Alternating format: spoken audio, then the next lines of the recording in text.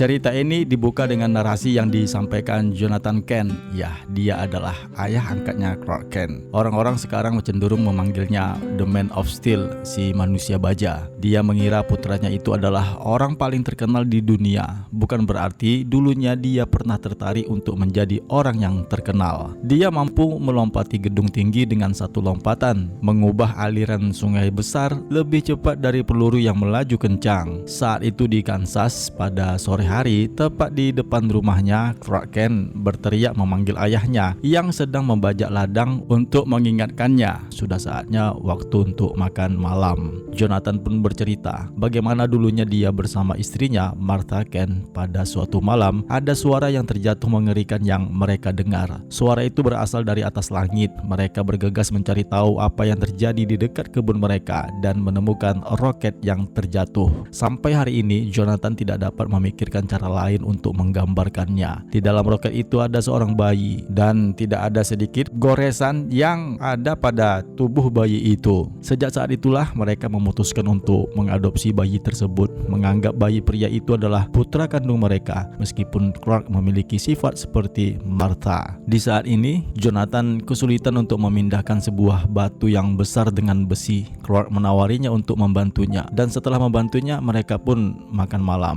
Saat itu musim semi yang ada di Kansas. Clark baru saja menyelesaikan tahun terakhirnya di sekolah menengah atas. Tidak terasa sepertinya baru saja kemarin dia masih seorang bayi di roket itu. Ketika makan malam, keluarga Ken dikunjungi keluarga Lana Lang bersama bibinya Ruth. Setelah makan malam, Lana bersama bibinya menunggunya di dalam kendaraan. Lana sempat berbicara kepada Clark, kenapa di saat makan malam tadi Clark hanya diam saja. Clark pun menjawab memang seperti itulah dirinya dan tidak tahu harus mengatakan apa kepadanya.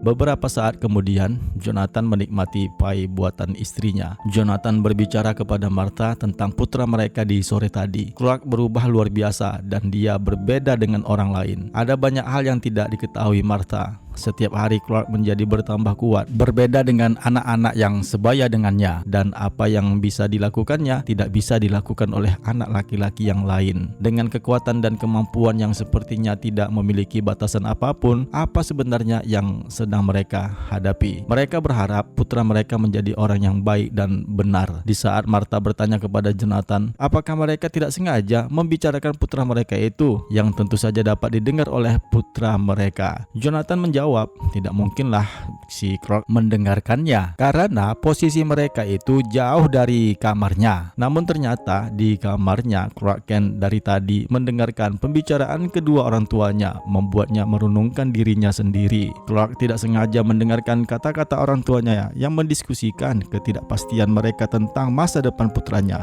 dan berjuang dengan kekuatannya yang semakin besar.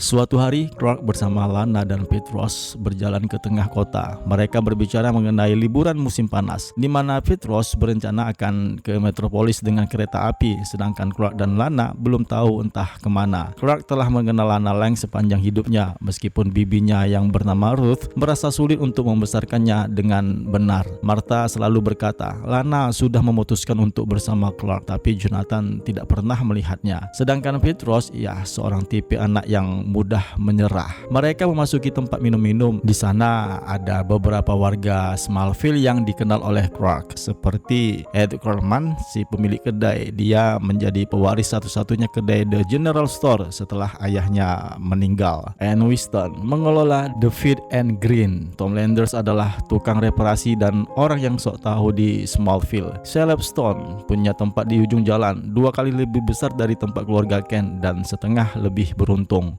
Maurice Clark bekerja di pom bensin, dan terakhir ada Burt, orang supir mobil. Clark kenal mereka semua dan begitu juga mereka semua kenal dengan Clark. Ya, itulah Smallville dengan keanekaragaman warganya. Mereka membahas tentang angin puting beliung tahunan sambil bermain kartu. Sedangkan Petros berangan-angan jika dia memiliki uang $1 juta yang menjadi seorang miliarder, dia tidak akan memberikannya seperti yang dilakukan Lex Luthor di Metropolis. Di saat Lana dan Petros David Ross membahas Lex Luthor di Metropolis, dan orang-orang yang bermain kartu membahas Clark adalah putranya Jonathan dan Martha. Clark langsung teringat dia sudah ada janji untuk memangkas rambutnya, yang kemudian membawanya langsung ke tempat pangkas rambut Mr. Wilson, tepat di sebelah kedai The General Store. Di saat dia menunggu sebelum pelanggannya selesai, yaitu Shiv Parker, seorang kepala petugas di Smallville, Clark mendengar pembicaraan Pete dan Lana mengenai dirinya. Seperti yang dikatakan Jonathan, ada begitu banyak hal yang tidak diketahuinya tentang Clark. Dengan kekuatan dan kemampuannya lah yang sepertinya tidak memiliki batasan apapun. Setelah Mr. Wilson memangkas pelayannya, dia pun memangkas rambut Clark Kent. Namun sayangnya gunting rambutnya malah patah. Clark pun pergi. Si tukang pangkas pun heran dan memutuskan untuk menggantikan gunting rambutnya yang baru. Sam Wilson adalah tipe seorang pria yang menjadikan urusan semua orang menjadi urusannya sendiri, bahkan ketika dia tidak punya hak untuknya. Sebaliknya, Shiv Parker punya hak untuk melakukannya, tetapi percaya akan pentingnya membiarkan orang-orang melanjutkan urusan mereka. Lana dan Pete pun melihat Clark yang pergi berlari keluar dari barbershop untuk menuju ke rumahnya, melewati arus kereta api yang kencang melaju. Sementara itu di rumahnya, Martha memanggil Jonathan dari dalam rumah. Mereka melihat Clark berdiri jauh di depan rumahnya. Martha meminta Jonathan agar menghampiri putranya itu, yang kemudian Jonathan pun menghampiri putranya yang mengatakan dia sangat takut. Ada hal-hal tentang menjadi seorang ayah yang akan ingat sepanjang hidup Jonathan. Bagaimana dia menggendong Clark saat ketika masih bayi. Awalnya dia canggung seperti menggendong ayam, lalu akhirnya dia pun terbiasa. Di pagi harinya dia menemukan Clark berdiri di tempat tidurnya untuk pertama kalinya, penuh kebanggaan dengan senyum yang selebar bulan. Melihatnya mendorong pintu kasa dan berjalan terhuyung-huyung keluar sendiri ke halaman sambil berbicara dengan anjing, semut, dan ayunan teras. Semakin dia memikirkan hal-hal itu, semakin dia membayangkan Clark sebagai anak laki-laki normal, tetapi anaknya itu dapat melunakkan baja dengan tangan kosongnya. Dan dia sangat ingin mengatakan kepada putranya bahwa semua jawaban dalam kehidupan ini dan selanjutnya dapat ditemukan di Smallville. Yang bisa dia janjikan kepada Clark adalah bahwa ibunya dan dia akan selalu menyayanginya. Di saat itu, Martha hanya melihat putranya bersama Jonathan dari kejauhan dan dia pun bersedih mengusapkan air matanya. Suatu ketika ada badai angin puting beliung yang melanda di Smallville. Ya, badai ini adalah badai tahunan. Jonathan menyuruh Martha untuk masuk ke dalam ruangan bawah tanah, sementara dirinya ingin mengamankan peliharaan ternak ayam mereka. Di saat itu mereka sedang menggarap lahan, menanam benih di ladang untuk menuai hasilnya. Clark yang berada di ladang terkejut melihat angin puting beliung yang mendekatinya dan membawa terbang dalam pusaran angin itu, sehingga dirinya terbawa ke tengah pusat kota Smallville dan dia melihat seorang yang terjebak di pom bensin. Dia bisa mengatasinya dan berhasil menyelamatkannya meski pom bensin itu akhirnya meledak dan terbakar. Ada begitu sedikit hal yang seseorang dapat yakini, namun Jonathan percaya dalam kesulitan besar saat itu Clark akan menjadi seorang pria. Clark berhasil menyelamatkan seorang warga yang bernama Clark, namun angin puting beliung telah menghancurkan hampir seluruh bangunan di pusat kota Smallville. Clark pun akhirnya memutuskan untuk segera pergi ke rumahnya. Setibanya dia di rumah, angin puting beliung sudah hilang dan dia pun menemukan kedua orang tuanya berhasil selamat yang bersembunyi di dalam rubanah bersama si anjing keluarga mereka, Shelby. Mereka pun berpelukan merayakan keselamatan mereka dari insiden angin twister tahunan. Setelah kejadian itu, Clark membantu membenahi rumah mereka yang hancur oleh badai angin. Dia kemudian bertemu Pastor Lindquist yang sedang mengurus barang-barang berharganya. Sebenarnya Clark ingin menyampaikan tentang dirinya yang berbeda dengan yang lainnya karena dia mampu mengatasi angin puting beliung yang melanda di tempat mereka. Tapi karena sang pastor tengah sibuk dengan urusannya, Clark pun akhirnya memutuskan untuk tidak menyampaikannya. Mengenai kebenaran yang akan disampaikan berurusan dengan keagamaan yang mendorongnya untuk mengatakan yang sebenarnya, tapi akhirnya dia mengurungkan niatnya. Saat musim semi berakhir, Clark lulus dari Smallville High. Seperti kebanyakan hal, kehidupan terus berjalan, badai terus berlalu, kota pun dibangun kembali. Martha mengajak Clark Kent untuk membeli jas barunya. Kedua orang tuanya membawa koper Clark dari loteng. Jonathan tidak pernah memikirkan waktu mereka bersama sampai waktu itu sepertinya terasa sangat singkat. Menjelang malam, Clark bertemu Lana Lang. Dia mengungkapkan kepada wanita itu tentang dirinya yang sangat berbeda. Dia membawa Lana Lang terbang ke udara, membuat Lana tidak percaya. Namun semua itu fakta yang ada di depannya. Lana percaya Clark tidak sama dengan orang laki-laki yang lainnya. Clark mengakui kepada Lana bahwa apa yang telah dia dapatkan itu suatu kelebihan yang dia tidak tahu entah dari mana dia dapatkan. Namun yang jelas ini adalah anugerah buat dirinya. Di saat itulah dia berniat untuk membantu orang lain. Lana pun menyarankan temannya itu agar meninggalkan Smallville. Clark pun berjanji akan kembali ke Smallville. Sebelum mereka berpisah, mereka pun berciuman.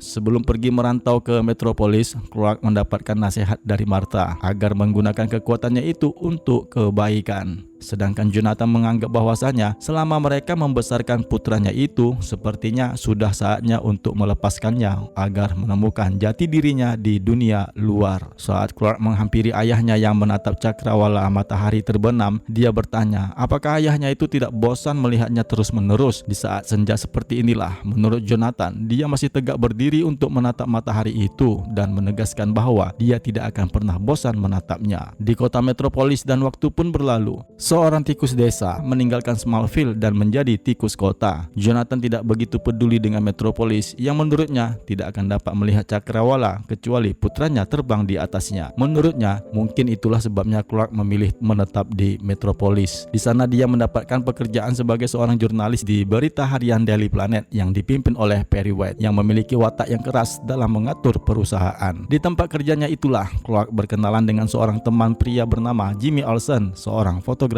jurnalis, dan seorang wanita yang memikat hatinya. Wanita itu bernama Lois Lane, seorang reporter saingannya yang membuat Clark harus bekerja keras. Ketika Clark mencoba mengajak Lois makan malam, ternyata Lois sudah ada jadwal dengan Lex Luthor yang menurutnya juga ada liputan berita yang dia dapatkan darinya. Di saat Lois bertemu Luthor yang menyambutnya untuk makan malam, ada desiran angin yang kencang di sekitar mereka, membuat topi Luthor pun terjatuh dan terlihatlah rambutnya yang masih berwarna coklat merah. Ternyata desiran angin yang kencang melejit itu adalah gerakan cepatnya sosok yang mengenakan kostum merah dan biru. Sosok itu menyelamatkan seorang pria bocil yang terpeleset dari sebuah gedung untuk menghampiri kucingnya, dan terungkap sosok berkostum itu adalah Clark Kent. Dia dikenal sebagai Superman. Di saat bocil itu berkomentar tentang kostumnya yang terlihat keren, Superman pun menanggapinya bahwasanya kostumnya ini dibuat oleh ibunya agar selalu untuk berbuat kebaikan. Di tempatnya, Luthor melihat sosok yang terbang di luar jendela di gedungnya. Dia ditanya oleh asistennya apakah ada yang perlu dibantunya. Setelah mengisap alat bantu pernafasan, Luthor berkata ini akan menjadi musim panas yang panjang dan panas. Dan pada akhirnya Jonathan dan Martha merasa khawatir tentang putra mereka yang merantau di Metropolis. Berharap putranya baik-baik saja di sana, memiliki teman yang bisa mengenalnya dengan baik, yang menjauhinya dari bahaya meskipun dia adalah Superman.